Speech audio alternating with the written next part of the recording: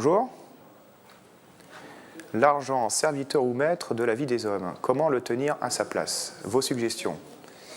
Vaste question. Alors pour répondre en quelques minutes là-dessus, ça ne va pas être facile.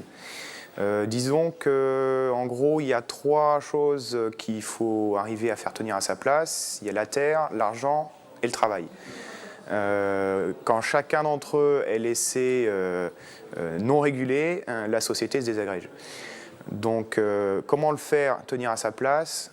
En général, tout dépend du contexte, et je dirais aujourd'hui, bon, il y a la finance certes, mais il y a aussi cette idée que on aura toujours plus d'argent, que l'argent permet de tout acheter et que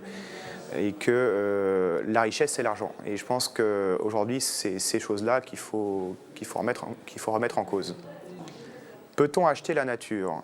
Alors, là aussi c'est une question difficile, ça a l'air facile comme ça, on pourrait dire bah non, mais tout dépend de quelle nature on parle en réalité, puisque tout ce qu'il y a autour de nous, mes lunettes, mon pantalon, l'écran, tout vient de la nature. Donc si on n'achète plus rien, ça veut dire qu'il n'y a plus d'économie.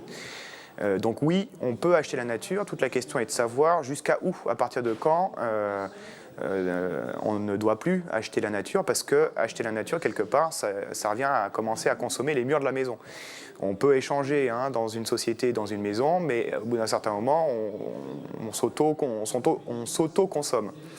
Donc toute la difficulté est de savoir à partir de quand l'achat doit être régulé. Je peux prendre l'exemple classique d'une forêt. On peut couper toute la forêt et puis acheter toute la forêt, la couper, ou alors acheter chaque année simplement la partie de la forêt qui s'est renouvelée. Donc vous voyez que la règle, elle n'est pas si facile que ça à faire. Est-ce que le capitalisme peut se réinventer dans un futur proche? Ma conviction personnelle, c'est que le capitalisme, en tant qu'il a été défini jusqu'à présent, va essayer de se réinventer et ne va pas y arriver. C'est-à-dire qu'on va assister à toute cette vague de l'économie verte, c'est-à-dire essayer de faire de la croissance avec les énergies renouvelables, et ça ne va pas marcher. Pourquoi? Parce que la logique de la question précédente, qui est de se limiter à un certain moment dans la coupe de la forêt, cette logique-là n'est pas capitalistique, et c'est ça l'enjeu dans l'avenir, c'est de mettre en place cette logique alternative, qui est une logique qui n'est pas capitaliste. Donc je pense qu'il va essayer. Ce n'est pas dans un futur proche, il est en train d'essayer de se réinventer, mais il ne va pas y parvenir. Merci.